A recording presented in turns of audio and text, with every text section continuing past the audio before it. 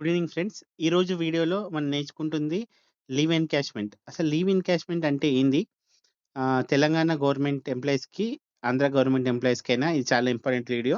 So, అసలు కొంచెం ఇది క్రిస్ప్ వీడియో కాబట్టి ఈ వీడియో పూర్తిగా చూడండి. సో, వీడియోకి ఎళ్ళిపోతే అసలు లీవ్ ఎన్‌కాష్‌మెంట్ అంటే ఏందంటే, ఉద్యోగి ఎర్న్డ్ లీవ్స్ ఏవైతే ఉంటాయో వాటిని నగదుగా మార్చుకొని అంటే వాటికి సంబంధించిన లీవ్స్‌ని అంటే ఎన్‌క్యాష్ అంటే డిడక్ట్ చేయించుకొని గవర్నమెంట్ నుంచి డబ్బు తీసుకోవడాన్ని లీవ్ ఎన్‌కాష్‌మెంట్ అంటారు.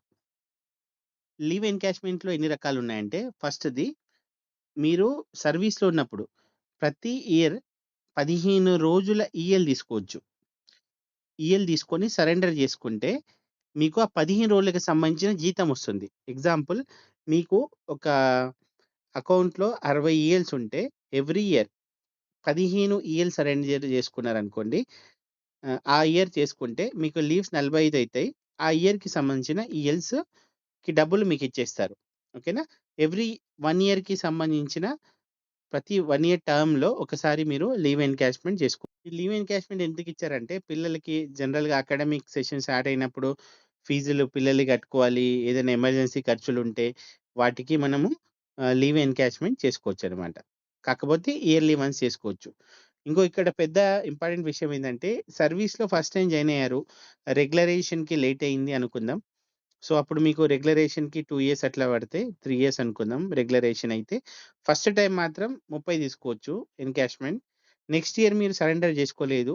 సో, ఆ నెక్స్ట్ ఇయర్ 30 చేసుకోవచ్చు. సో, మాక్సిమం సరెండర్ లీవ్స్ 30 మాత్రమే.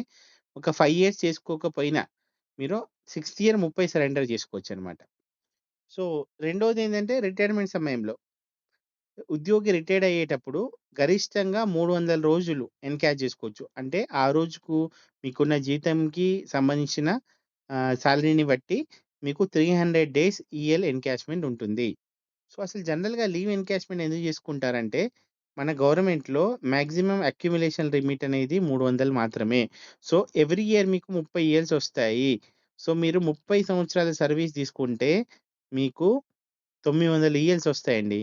కానీ రిటైర్మెంట్ అప్పుడు మీకు ఎన్‌కాష్‌మెంట్ 300. సో, మీరు సర్వీస్‌లో ఒకవేళ లీవ్స్ వాడలేరు ఈఎల్స్. సో, ఈఎల్స్ యాడ్ అయిపోతా ఉంటాయి గదా! ఫస్ట్ ఇయర్ మీరు 30 తీసుకున్నారు. 30 యాడ్ అయినాయి. సెకండ్ ఇయర్ అవి ప్లస్ 30 అయితాయి. సో, 10 ఇయర్స్‌కే 300 అయిపోయినాయి. సో, తర్వాత లీవ్స్ అనేవి మీకు అక్యుములేట్ కావు. సో, మీకు లీవ్స్ లాస్ అయితాయి గాబట్టి గవర్నమెంట్ ఏం జేసిందంటే, మీరు ఫస్ట్ నుంచే 15 రోజులు ఎన్‌క్యాష్ చేసుకుంటే చేసుకోవచ్చని చెప్పింది. అందుకనే ఇది ఒక మంచి విషయం. సో, అందరికి తెలిసుండొచ్చు ఎన్‌కాష్‌మెంట్ చేసుకోవాలని. సో, కాకపోతే ఇది ఒక క్రిస్ప్ వీడియో నేను చేశాను just for knowledge. So, just క్రిస్ప్‌గా చెప్పుకుంటే మీరు ఉపయోగించని ఈఎల్‌కి సంబంధించిన డబ్బులిస్తే దాన్ని లీవ్ ఎన్‌కాష్‌మెంట్ అంటారు. ఇది సీఎల్‌లు మిగతా వాటి లీవ్స్‌కి వర్తించదు. సీఎల్స్ అలాంటివి ఇయర్ ఎండ్‌కి ల్యాప్స్ అవుతాయి. ఈఎల్ ల్యాప్స్ అవ్వవు కాదు. క్యారీ ఫార్వర్డ్ అవుతాయి గాబట్టి వాటికి లీవ్ ఎన్‌కాష్‌మెంట్ అనే ఫెసిలిటీ ఉంది.